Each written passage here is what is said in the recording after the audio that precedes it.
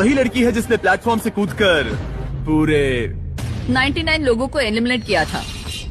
हाँ, क्या ये तुम्हारे जंगल वाले घर से भी बड़ा है? ये लिटरली मेरे और क्रिस के घर से बड़ा है। उसे भी मेरे साथ यहाँ डाल दो, मजा आएगा। और सबकी टी शर्ट के पीछे वो पैसे लिखे गए हैं जो उन्होंने पिछले वीडियोस में जीते और हारे थे। तो लैनन ने हारे हैं $2 लाख, $2.5 लाख, $10 लाख, $25 लाख का एक प्राइवेट जेट और क्यूब में $10 लाख।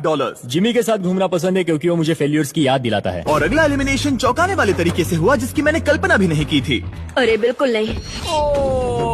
बिग जस्टिस बाहर हो तुम बाहर क्यों आए? तुम्हें ये टॉयलेट इस्तेमाल नहीं करना था? नहीं। ठीक है, इसकी वजह से तुम बाहर हो गए। मुझे बुलाने के लिए शुक्रिया। कोई बात नहीं। ये था एक बिग बूम। जो आखिर तक टिकेगा वही जीतेगा। तो सारे कंटेस्टेंट्स को अपने छोटे से सर्कल में ही सोना पड़ेगा। लेकिन लग रहा था कि जियो के कुछ और ही प्लान्स थे। और अगर आपने पहले भी हमारे वीडियोस देखे हैं तो आप समझ ही गए होंगे कि वो क्या प्लान कर रहा है।